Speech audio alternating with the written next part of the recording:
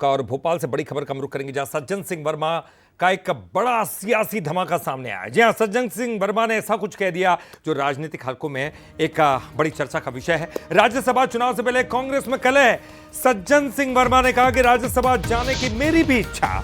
अपनी दावेदारी को लेकर सज्जन सिंह ने तंज कसा है कि हम जैसे लोग अगर पहुंच गए तो दूसरों की दुकानें बंद हो जाएंगी।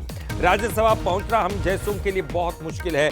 दावेदारी पर बयान से कांग्रेस में अब खलबली मच गई है।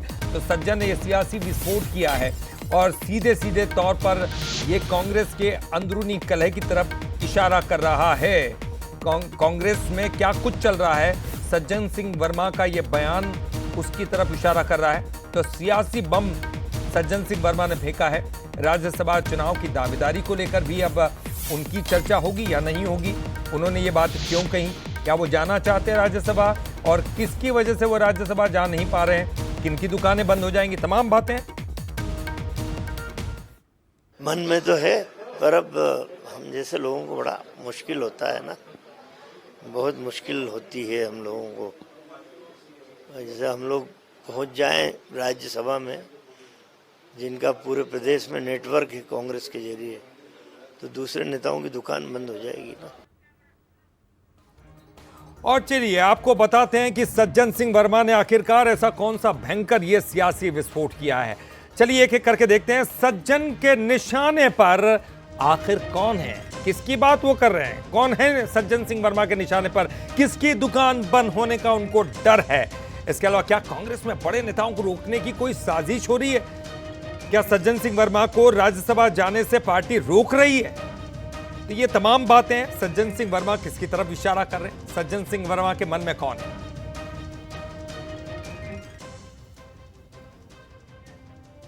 और चलिए ज्यादा जानकारी के लिए बात करते हैं। हमारे साथ हमारे एग्जीक्यूटिव एडिटर मनोज सैनी जी जुड़ गए हैं।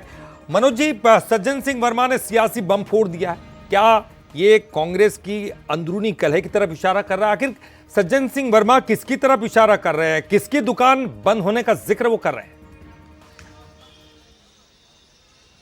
देखिए, कांग्रेस से अभी राज्यसभा की जो सीट है वो दिग्विजय सिंह जी के पास है। पूर्व मुख्यमंत्री रहे मध्य प्रदेश की, और राज्यसभा से सीट भी है, और उनकी सीट को लेकर भी खूब चर्चाएं चलती रहती है। और दिग्विजय सिंह और सज्जन वर्मा की अदावत भी पुरानी है। मैं ये नहीं कह रहा हूं कि उन्होंने जिस परिप्रेक्ष्य में कहा शायद कि उसमें दिग्विजय सिंह शामिल होंगे, लेकिन ऐसे दौर में कहा है जब दिग्विजय सिंह को लेकर भी तमाम तरह की चर्चाएं चल रही कि अब वो राज्यसभा जाएंगे अथवा नहीं जाएंगे। फिर एक बीच में एक और मसला कांग्रेस की तरफ से सामने आया था कि किसी दलित को पहुंचाना चाहिए, और उसी एससी वर्ग से सज्जन सिंह वर्मा भी आते हैं जो ये कह रहे हैं कि हम जाएंगे तो खलबली मच जाएगी। तो क्या उस वर्ग की तरफ इशारा करते हुए बात अपनी कह रहे हैं, या फिर बड़े नेता के रूप में क्या दिग्विजय सिंह को हम देखें। तो ऐसी तमाम तरह की चीज़ें हैं जिनको लेकर कयास लगाए जा सकते हैं।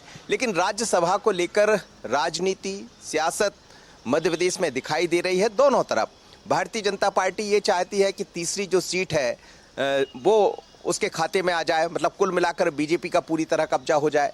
और दूसरी तरफ हम देख रहे हैं कि कांग्रेस के भीतर सब कुछ ठीक नहीं चल रहा, और यदि इस तरह चाहे सज्जन वर्मा का बयान आए या फिर किसी अन्य नेताओं के बयान आए, तो फिर ये बताता है कि क्या बीजेपी की रास्ता बन जाएगा। तो ये सब चीज़ें हैं, लेकिन सज्जन वर्मा का जो बयान है उसको दिग्विजय सिंह जी से जोड़कर देखा जा सकता है।